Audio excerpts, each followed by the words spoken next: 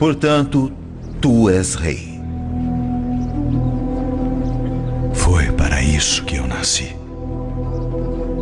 Para dar testemunho da verdade. Todos aqueles que ouvem a verdade, ouvem a minha voz. Verdade.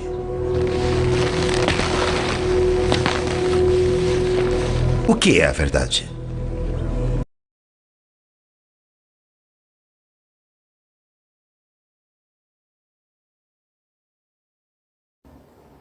Boa tarde, com Jesus.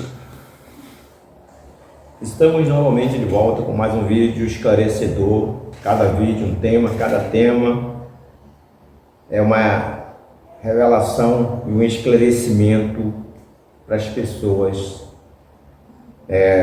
da Terra. E nesta tarde nós vamos falar sobre a programação de Deus, o programa de Deus. O programa de Deus, nós sabemos que antes de tudo ele nem sequer era Deus, porque Deus significa aquele que é adorado, o objeto de adoração. E Deus no começo não era adorado. Então nisso aí começa o programa dele, né? E o programa dele começa justamente quando ele desejou ser adorado por alguém. Esse foi um pensamento primeiro. Depois ele pensou, mas eu preciso ser adorado por amor. Esse foi o segundo pensamento. Então ele começa o programa dele com a criação do planeta Céu. Nós chamamos os céus, mas os céus é um planeta, igual a Terra. Um dia será unificado céu e terra, e a oração do Pai Nosso vai se cumprir assim na terra como no céu, assim no céu como na terra. Então o planeta Céu dá início à programação de Deus. Tá? E ele começa a programação com a criação dos seus servos. Primeiro vem os servos, depois o segundo projeto dele era a criação dos filhos. Então ele cria os servos, ou seja, os anjos. Mas mesmo no planeta Céu, mesmo sendo anjos angelicais, seres angelicais, ele colocou uma lei ali, a lei do livre-arbítrio.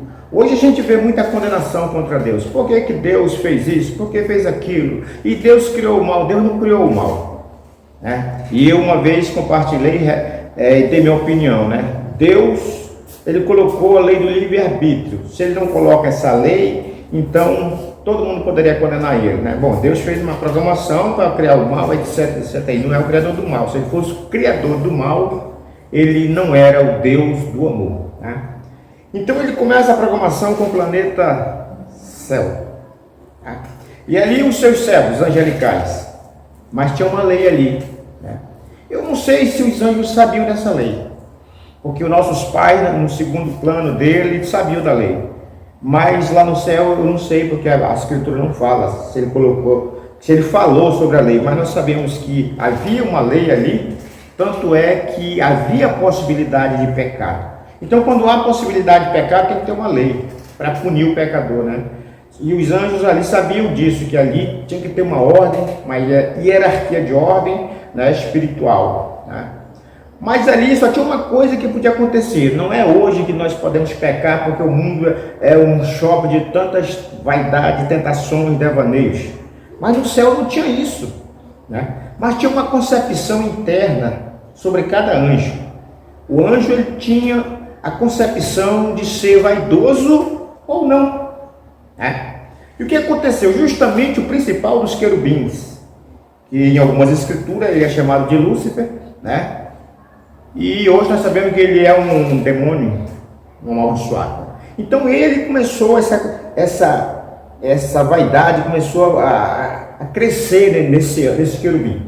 E ele fez aquele motim ali no céu, achando, né? Porque nós sabemos, irmãos, que pela revelação, ali o trono de Deus no começo da história estava vazio. A Escritura diz que ninguém vê Deus e ninguém via Deus nesse tempo, né? O trono estava vazio, porém tinha uma luz sobre o trono e uma voz, que é a palavra que saía do trono. Então esse querubim, o que ele pensou? Bom, eu sou um ser que eu tenho presença física, eu tenho presença espiritual, eu tenho um corpo espiritual, eu posso sentar naquele trono. Mas aquele trono já tinha alguém lá, tinha uma luz, tinha uma voz, tinha a palavra No princípio era a palavra estava com Deus e a palavra era Deus, estava lá. Mas ele não aceitava isso. Ele achava que ele podia sentar ali. Então nisso entrou o que nele? Vaidade. Foi Deus que colocou vaidade dele? Não. A Bíblia diz que não. Deus fez ele vaidoso? Não. Deus fez ele raquítico? Não, eu sou raquítico, o pior de todos os anjos, eu vou me vingar de Deus. Não, a Bíblia diz que ele foi o mais formoso dos querubins. Então ele não tinha nada, não tinha nenhum argumento, né, contra Deus. Ele era o número 1 do céu, abaixo só de Deus, né? Mas em torno dos querubins ele dominava. Mas ele achou que ele podia ser adorado.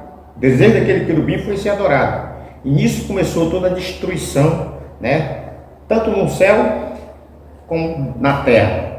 E esse querubim, ele fez esse motim, levou uma boa parte dos anjos, milhares, quem sabe até milhões de anjos, não sei. A Bíblia cita que ele levou uma parte terrível de anjos em favor dele, ao ponto de ele acreditar que podia vencer Deus. Não venceu. Deus levantou o arcanjo Miguel, veio contra ele, e houve uma guerra no céu de anjos, né?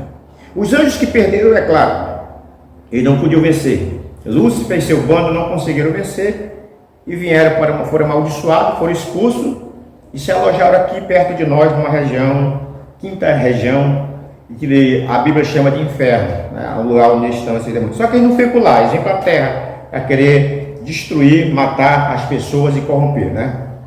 Então aí começou o plano de Deus com os servos. E o livro dos Salmos diz que Deus é tão perfeito que ele acha defeito até nos seus anjos. Acha pecado até nos seus anjos. Está aí a resposta. Primeira guerra no planeta céu para escolher os seus servos. Porque todos adoravam ele antes de tudo isso. Mas Deus disse, não, eles me adoram porque eu sou o Todo-Poderoso. Eu não quero que ninguém me adore por medo. Eu quero que eles me adorem por amor. Então depois dessa guerra, foram expulsos os amotinados, foram amaldiçoados, né? E os anjos que lutaram em favor de Deus, esses sim, agora, eles adoram a Deus por amor. Começou o plano. Mas o segundo plano envolvia os filhos. Os anjos não são filhos, os anjos são servos. Então Deus realizou o primeiro plano com os servos e está aí a resposta, né? Agora os que estão lá já adoram ele por amor, ou seja, os anjos vencedores. Então ele, nesse segundo projeto, ele ia ser visível, né? Ele ia ser visível no segundo plano. Então houve a criação do céu, houve a criação da terra, né? Esse céu que está sobre nós, e o planeta Terra foi criado, né? Muito parecido com os céus, porém inabitável, né? E na sequência ele foi colocando os filhos. Mas quando ele colocou os filhos, a mesma lei que ele colocou para os anjos, ele colocou para os filhos. E o que aconteceu? Do jeito que aconteceu com os anjos. Os anjos caíram por vaidade, vaidade própria. A Bíblia diz que se fizeram pecadores, se fizeram mal, eles mesmos, não foi Deus que colocou. Então aconteceu o mesmo com os filhos, né? Só que diferente, os filhos foram avisados da lei do livre-arbítrio. E Deus disse, olhem, vocês não podem fazer isso, no dia que vocês fizerem, vocês vão pecar. E no dia que vocês pecarem, vocês vão morrer. E eles, infelizmente, né, acabaram caindo.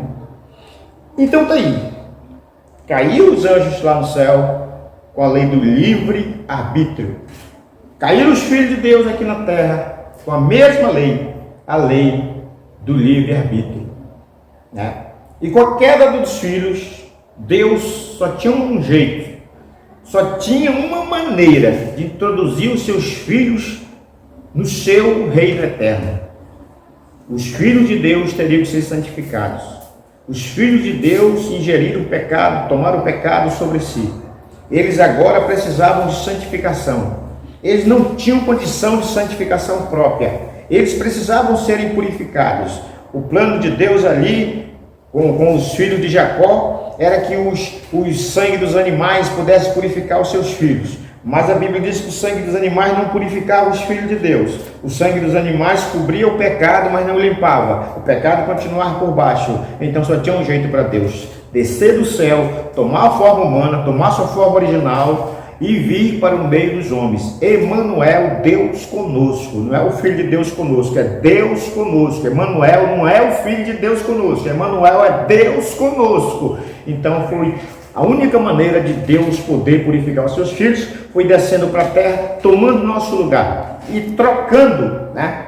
Trocando a nossa vida pela dele. A vida dele era a vida de imortal, a nossa vida era de mortal. Então ele se tornou mortal para que nós, os filhos, pudéssemos ser imortais. Estava no mundo, e o mundo foi feito pelo Pai dele? Não, a Bíblia diz que não. São João capítulo 1, e o mundo foi feito por ele, por Jesus Cristo, né? Mas o mundo não o conheceu, né? Não o conheceu, mas todo aquele que o recebeu, veio para os seus não o receberam, mas todo aquele que o recebeu, deu o poder de se tornarem filhos e filhas de Deus, a saber, aqueles que creem no seu nome. Então, irmãos, esse é um resumo rápido, né? Muito rápido.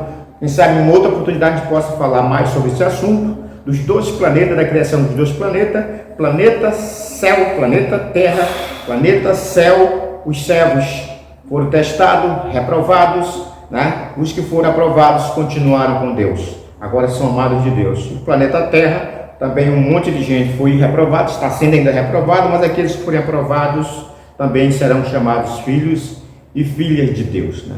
Então que Deus abençoe os meus irmãos, né? Todo aquele que vai ouvir esse vídeo.